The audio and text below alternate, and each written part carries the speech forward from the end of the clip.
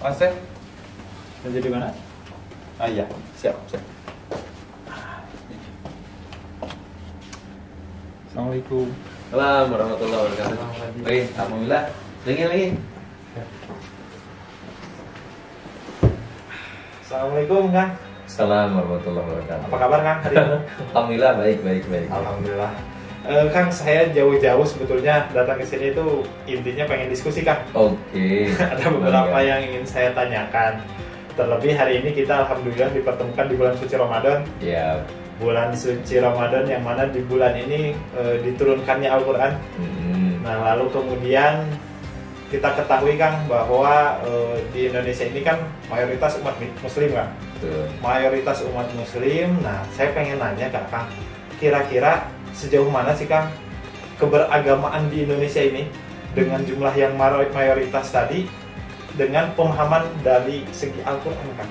Seperti apa kira-kira? Iya. Terima kasih ya. Ini kesempatan yang mudah-mudahan penuh berkah nih di bulan. Amin. Syukur atas kedatangan dan kehadirannya, mudah-mudahan bermanfaat untuk kita semua. Ramadan itu kan syahrul Quran. Syahrul Ramadan alladzi unzila fil Quran. Hudan linnasi wa bayyinatin minal huda wal furqan ayat. Bulan Ramadan, bulan yang dalam bulan ini diturunkan Al-Quran, yang nanti fungsinya Al-Quran adalah hudan, petunjuk, wa bayyinatin minal huda, kemudian menjelaskan petunjuk, wal furqan dan sebagai furqan, pembeda antara hak dan batil. Nah, tadi juga disinggung bahwa umat Islam Indonesia ini jumlahnya mayoritas. Alhamdulillah, perlu kita syukuri. Kalau kita lihat negara Indonesia konon 86,7% umat Islam. Oh, 86,7% umat Islam. lumayan banyak ya? Bukan lumayan, memang mayoritas. Banyak. Dan kemudian Jawa Barat juga 92%. Kabupaten Bandung ya sudah di 98%. Artinya kita syukuri bahwa dari sisi jumlah kita memang mayoritas. Nah, tapi di sebalik syukur itu atas jumlah yang mayoritas, kita juga harus mewaspadai. Kenapa mewaspadai? Karena tidak berbanding lurus jumlah yang banyak itu terhadap kualitas. Nah ini, jadi kita bisa menyimpulkan sementara bahwa jumlah nama mayoritas kita tapi tidak sisi kualitas kita minoritas. Nah itu kita harus mencari kenapa seperti itu. Kalau kita analisa, pertama ya, menurut saya nih, analisa saya, umat Islam di kita di Indonesia, kalau dari sisi keberagamaan dalam konteks keyakinan dan pengakuan terhadap agama itu sudah kuat. Buktinya kalau misalnya ada orang yang mencoba-coba menghina agama, atau dalam tanda kutip ya orang tersebut misalnya sumber ajaran agama saja bisa terhina sedikit saja, gampang sekali marahnya. Itu positifnya bahwa keberagaman atau perasaan keberagaman seorang itu tinggi. Tapi ini harus kita waspadai kalau tidak diikuti dengan pemahaman yang cukup juga terhadap sumber-sumber ajaran keberagaman. Nah dari sini bisa kita simpulkan bahwa keimanan seseorang tinggi tidak serta-merta kualitas jadi bagus ketika pemahamannya kurang. Nah, sumber ajaran agama Islam ini kan sumber pokoknya dua nih. Pertama Quran, yang kedua hadis. Ini kita sudah sepakat semua nih. Nah, umat Islam yang jumlahnya tadi di Indonesia 86,7% itu sejauh mana sih pemahaman terhadap Al-Quran, pemahaman terhadap hadis?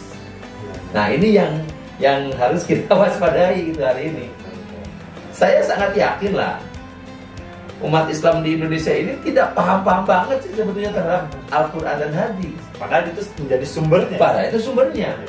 Kita lihat, kita bikin contoh. Ibu-ibu tuh banyak yang dia tidak hafal surat Al-Ikhlas tapi bisa kulhu gitu. Ya kan? Di daerah saya kayak gitu. Iya, coba. Kalau Al-Ikhlasnya dia nggak kenal, tapi kalau kulhunya bisa. Kalau dia Al-Fatihah saja dia nggak tahu, tapi kalau Alhamdulillah dia tahu. Betul. Kalau kita sebut, tolong dong bacain surat Al-Insyirah gitu. Dia pasti apa itu surat Al-Insyirah? Tapi kalau kita coba Alam Nasrah, oh iya dia tahu. Ya, betul. Nah kayak gitu kan. Ini Iya. kondisi kenyataannya kan seperti itu. Nah apalagi kalau kita lebih mendalaminya. Coba aja kita, Quran yang pertama diturunkan oleh Allah kepada baginda Rasul itu misalnya surat Al-Alaq. Ya. Nah, tapi misalnya kalau kita tanya, kenapa yang pertama diturunkan Al-Alaq, tapi yang pertama ditulis dalam Al-Quran itu surat Al-Fatihah? Nah, itu yang jadi pertanyaan saya. Kenapa ya? Iya. Kok bisa? Terus Quran yang paling terakhir diturunkan itu kan Al-Maidah. Ya. Al-Yauma akmaltu lakum dinakum wa atmamtu alaikum ni'mati wa raditu lakum al-Islam madinah. Ya. Kan ayatnya yang itu. Tapi yang paling akhir ditulis Anas. Anas. Kenapa? Nah, kalau nggak bisa menjawab, itu artinya memang belum pernah memahami Al-Quran secara benar gitu. Dalam konteks nuzul Qurannya nggak dipahami gitu kan. Artinya ada satu bagian ilmu Al-Quran yang tidak dipahami. Atau jangan jauh-jauh lah gitu. Dalam tradisi umat Islam di Indonesia yang mazhab Syafi'iyah, ya pasti kitab Safinah itu dibaca. Nah, dalam kitab Safinah itu disebutkan bahwa furudul wudu sittatun. Fardu wudu itu ada 6. Yang pertama niat. Nah, yang ke-6 kan tartib gitu ya. 2 membasuh muka, 3 tangan sampai sikut, 4 sebagian kecil dari kepala.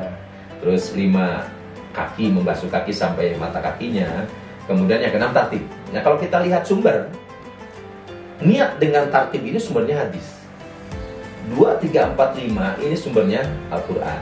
Nah pertanyaannya, apa hadisnya yang menerangkan tentang tartib di dalam wudhu misalnya? Kan setiap hari itu dia wudhu, dia tahu bahwa sholat gak sah kalau gak wudhu, bener nggak? Tapi kalau kita tanyain apa dalil hadisnya loh yang menerangkan tentang tartib di dalam wudhu, nah umat Islam itu gak bisa menjawab. Artinya apa coba? Artinya keimanannya memang kuat, insya Allah.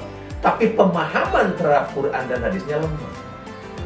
Nah ini yang harus ditingkatkan hari ini. Ini yang merupakan problem awal kita di dalam keberagaman umat Islam di Indonesia. Terima kasih sahabat-sahabat. Nantikan episode selanjutnya. PKB Jawa Barat, peduli umat melayani rakyat. Wallahul muwaffiq ila aqwamit thoriq. Assalamualaikum warahmatullahi wabarakatuh. Wah.